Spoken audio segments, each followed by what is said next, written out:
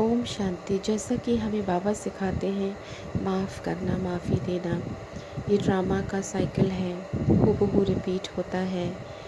हमें पुरुषार्थ करना है, लेकिन सब कुछ सरेंडर करना है बाबा के आगे। बड़े प्यार से चलना है इस योग में, हमें ये सिखाया जाता है। जब हम इस सारे प्रोसेस को अपने जीवन में चलाते हैं और इस सारी धारणाओं को करते हैं, पुरुषार्थ को करते हैं, अभ्यास को हम रोज़ करते हैं, तो उससे हमारे जो शरीर के केमिकल्स जो हैं, रसायन उसी प्रकार से पैदा होने शुरू होते हैं और वही जो हमारे सेल्स हैं वैसे बनने शुरू होते हैं।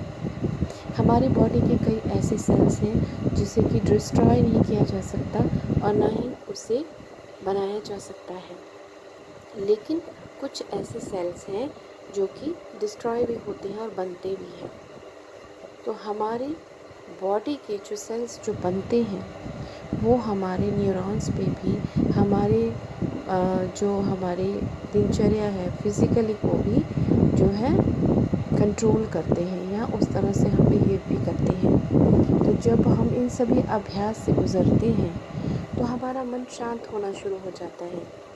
जब हम किसी उन आत्माओं को इमर्ज करते भी हैं या उनकी स्मृति आती भी है तो हमें कोई भी सेंसेशन या कोई भी फीलिंग नहीं आती। वो इसलिए होता है कि हमारे सेल्स वैसे बन गए होते हैं। हम चाहकर भी अगर उनके प्रति कुछ गलत सोचना चाहें तो हमारा मन वैसा अटल करेगा ही नहीं और हम उसे दुआएं ही देंगे या आगे की ओर सोचना शुरू कर देंगे। जब हमारी स्थिति ऐसी बन जाती है तो हम ये कहते हैं कि हमारा अकाउंट सेटल हो गया, लेकिन अगर हम उसे साइंस के आधार पर देखें तो हमारे वैसे ही केमिकल्स रसायन बनते हैं, वैसे ही सेल्स हमारे बनते हैं, शांति वाले, प्यार वाले, सुख वाले। तो जब वैसे ही अंदर की क्रिएशन होगी तो हम रिएक्ट भी वैसा ही करेंगे। तो इसीलिए ये बाबा की बहुत सुंदर सुंदर ज्ञान की बातें हैं, जिसे कि अगर हम इसे समझें और अपने जीवन में लाएं तो हमारा लाइफस्टाइल ये चेंज हो जाएगा। कहीं भी जाएंगे बहुत सारी वैरायटी ऑफ पीपल हमें मिलते हैं, लेकिन हम किस वैरायटी के हैं? हम तो हैं शांति के, हम प्यार से भरपूर हैं।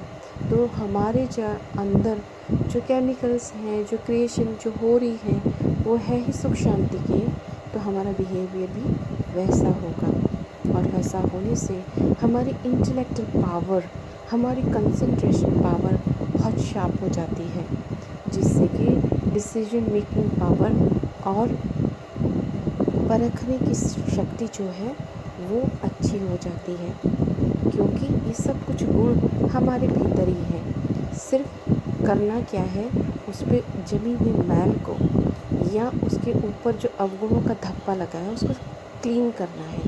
तो करना तो हम ही है, अभ्यास हम करेंगे तो क्लीन हमारा होगा। ये नहीं कि दूसरे का जो कर्म है हम क्लीन कर दें तो क्लीन हो जाएगा।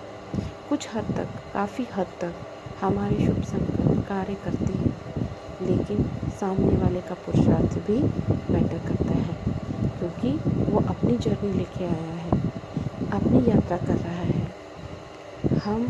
लेकिन हमारा कार्य है, हमारा कर्म है ब्लेसिंग्स देना और अपनी समृद्धि में रहना। तो जब हम ये सभी करते हैं तो दूसरों को ऑटोमेटिकली टच होता है, क्योंकि आत्मा का जैसे दो भाई बिछड़ते हैं तो जब मिलते हैं तो प्यार इंक्रीज़ हो जाता है, रिस्पेक्ट बन जाती है, एक मन में फील आता है। वैसे ही जब हम अपनी स्मृति या सोल कॉन्शियसनेस में रहते हैं तो सामने वाले को अपने आप टचिंग होती है, क्योंकि आत्मा को अट्रैक्ट करती है।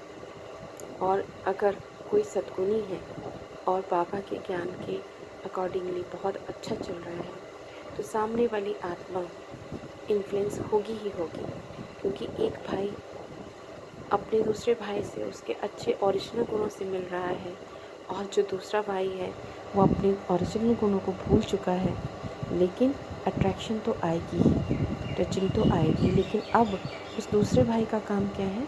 अपने आप को सुधारना, अपना प्यार परमात्मा की तरफ डेवलप करना और अच्छे गुण धारण करना।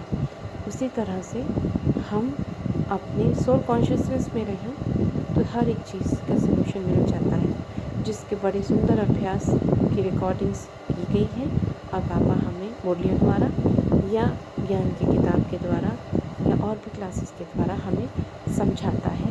ओम शांति।